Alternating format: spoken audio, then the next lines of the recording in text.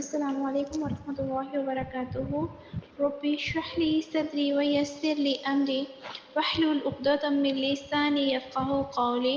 ربی زدنی علما ربی زدنی علما ربی زدنی علما. اللہم فقہنا فی الدین آمین یا رب العالمین. سورہ بقرہ آیت نمبر 134. بسم اللہ الرحمن الرحیم.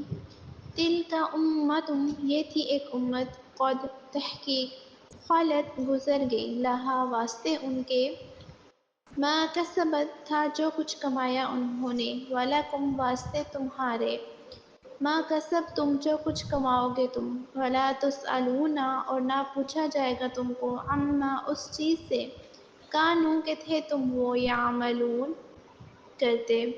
یہ جماعت گزر چکی، ان کو ان کے اعمال کا بدلہ ملے گا اور تم کو تمہارے اعمال کا، اور جو عمل وہ کرتے تھے ان کی پرسش تم سے نہیں ہوگی.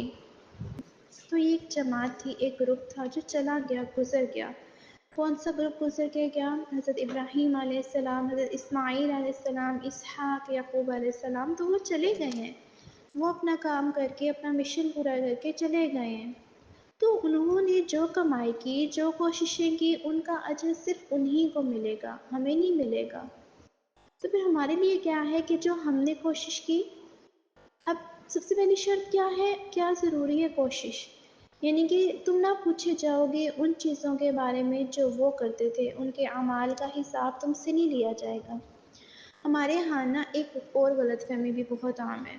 وہ کیا ہے کہ لوگ کہتے ہیں کہ میرا تعلق بہت نیک لوگوں کے خاندان سے ہے، میں سید ہوں، میں امت محمد صلی اللہ علیہ وآلہ وسلم میں سے ہوں.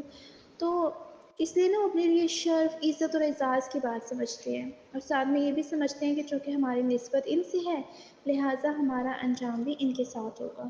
تو ایسا سوچتے ہیں نا، بہت سے لوگ ہیں ایسے. تو یا بھی یہ کہتے ہیں کہ چونکہ ہم فلاں کی اولاد میں سے ہیں، ہم فلاں کی امت میں سے ہیں، لہٰذا ہم ادھر سے ہی اٹھائے جائیں گے. تو یہاں پہ کیا بتایا گیا ہے کہ وہ امت چلی گئی ہے، وہ اپنا کام کر کے ان کو وہی ملے گا جو انہوں نے کوششیں کی ہیں. اور تمہیں کیا ملے گا؟ جو انہوں نے کوششیں کی ہیں ویسی کوششیں تم نے بھی کرنی ہے. صرف کسی کی اولاد میں سے ہونے سے بات نہیں بنتی. اگر ہم عمل ہی نہیں کریں گے تو کسی کا عمل ہمارے عمل کی کمی کو نہیں پورا کر سکتا. دنیا میں تو یہ ہوتا ہے نا کہ اگر بچوں کے پاس کوئی چیز نہیں ہے تو آپ کے پاس نا بہت کچھ ہے، آپ نے بہت کچھ کمایا ہے، تو آپ کیا کرتے ہیں کہ اچھا یہ نہیں ہے تو یہ بھی لے لو، یہ بھی لے لو، یہ بھی لے لو، تاکہ تمہیں کسی چیز کی کمی نہ آئے. تو ایسا کرتے ہیں نا ہم لوگ. دنیا میں اپنا بھی اٹھا کے حصہ نہ انہی کو دے دیتے ہیں کہ اچھا یہ تم لے لو لیکن تم خوش رہو. لیکن آخرت کے معاملے میں یہ نہیں ہو سکتا کہ اگر بچوں نے نماز نہیں پڑھی تو ہم کیا کریں کہ میری نمازیں تم لے لو. ایسا تو نہیں ہوتا نا، اول تو کوئی ایسا کرے گا ہی نہیں. اگر کوئی ماں ایسا کرنا بھی چاہے تو ایسا نہیں ہو سکتا، کیونکہ ایسا قبول ہی نہیں کیا جائے گا.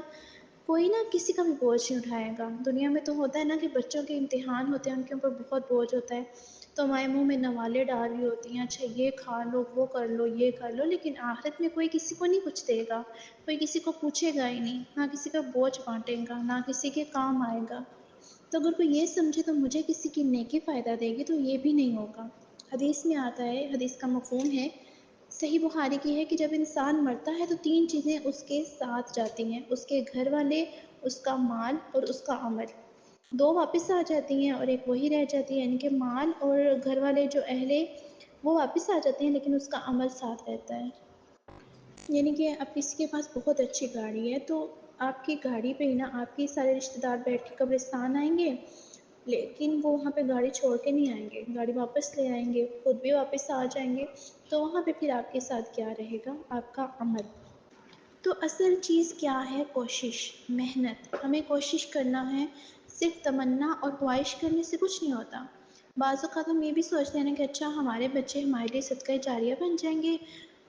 تو وہ تو اس وقت بنیں گے نا جب آپ نے ان کے لیے کوئی کوشش کی ہوگی. اگر وہ خود سے ہی بیچارے کہیں سے بھی ہدایت دے لیتے ہیں تو وہ تو سب کچھ اپنے حصے میں رکھیں گے نا، آپ کے لیے تو کچھ بھی نہیں ہے. کیونکہ اصل چیز کیا ہے؟ انسان کو وہی ملتا ہے جس کے لیے وہ کوشش کرتا ہے.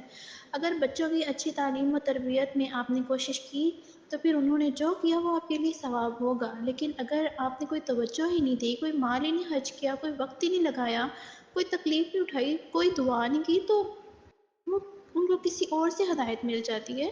تو اس سے پھر آپ کا کوئی بھی کنسرن نہیں ہوگا. ٹھیک ہے، وہ اسی کے کھاتے میں جائے گا، آپ کے حصے میں کچھ بھی نہیں آئے گا. تو اسی طرح بچوں سے کچھ بھی نہیں پوچھا جائے گا کہ باپ نے کیا غلط کام کیا. تو اس آیت سے ہمیں جو سبق ملتا ہے، جو بات پتہ چلتی ہے، وہ یہ ہے کہ ہر چیز کے لیے نا کوشش، محنت، یہ سب سے امپورٹنٹ چیز ہے. کچھ بھی کرتے ہیں تو کوشش کرنی چاہیے، محنت کرنی چاہیے. جزاک اللہ خیر.